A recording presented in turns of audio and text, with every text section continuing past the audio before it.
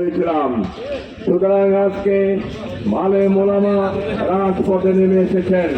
আমরা প্রত্যেকটি অলিতে গলিতে হাটে বাজারে স্কুল কলেজ মাদ্রাসা মুক্তবে নুরানি মাদ্রাসায় সর্বস্তরে তাদের অভিভাবক ছাত্র ছাত্রী সাধারণ মানুষের কাছে আগামী দিনে ন্যায় এবং ইনসাফ ভিত্তিক সমাজ প্রতিষ্ঠার দায়িত্ব নিয়ে আমাদের ঘরে ঘরে যেতে হবে। আমরা কি রাজি? একটা স্লোগান দিয়ে আমাদের দায়িত্ব শেষ না। আমাদের সকল কিছু জাত করে দিয়ে আমাদেরকে দাঁড়িপাল্লার বিজয়, ইসলামের বিজয়ের জন্য কাজ করতে হবে।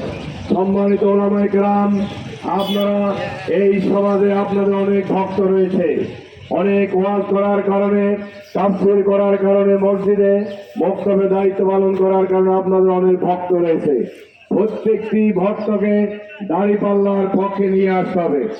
আমাদের শক্তি, সামর্থ্য, মেধা, অর্থ, শর্ত যা কিছু আছে সব কিছু উজাড় করে দেওয়ার পরে আমরা আশা-আজিমের মালিকের কাছে হাত পাতবো আমাদের এই ইসলাম বিজয়ের জন্য, ঠিক কিনা?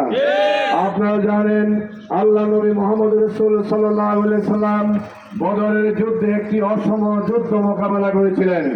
বদরের যুদ্ধের প্রাক্কালে তিনি তার সাহাবায়ে কেরামকে বদরের যুদ্ধের জন্য প্রস্তুত করছিলেন। মাত্র 10টা প্রশিক্ষিত ঘোড়া, 10টা তরবারি ছিল সেই বদরের যুদ্ধে, আর বিপক্ষ শক্তি ছিল 1000 সুসজ্জিত বাহিনী, ঠিক কিনা?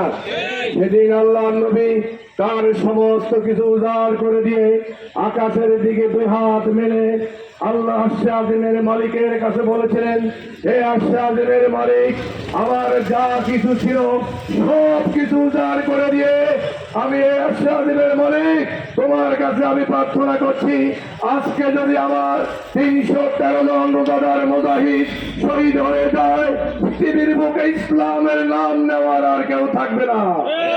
সেদিন অজরের ধারায় আল্লাহর নবী কান্না জড়িত কণ্ঠে বলেছিলেন, সেদিন আবু বকর বলেছিল, হে রাসূল, আপনার কান্না সহ্য হয় না, আপনার কান্না আশা-আজিমের মালিক ফেরেশতা দিয়ে আপনাকে সহযোগিতা করবেন। আমাদের দাঁড়িপাল্লার বিজয় হবে। শর্ত হলো শক্তি, সামর্থ্য, মেধা, শ্রম সবকিছু উজাড় করে দিয়ে আমাদেরকে মাঠে ময়দানে বিজয় ছিনিয়ে আনা পর্যন্ত কাজ করতে হবে। আজকে অনেক দূর দূরান্ত থেকে কষ্ট করে এই ওলামা র্যালি, বিজয় র্যালি আয়োজন করার জন্য কবিরহাট উপজেলা ওলামা বিভাগের দায়িত্বশীল বৃন্দকে ধন্যবাদ জানাই।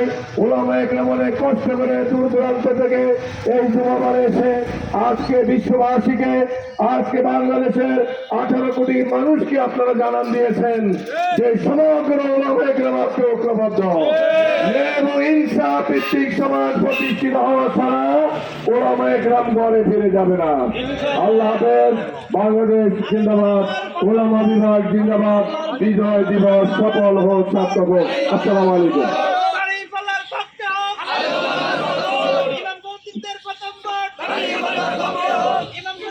সম্মানিত ওলামায়ে কেরাম,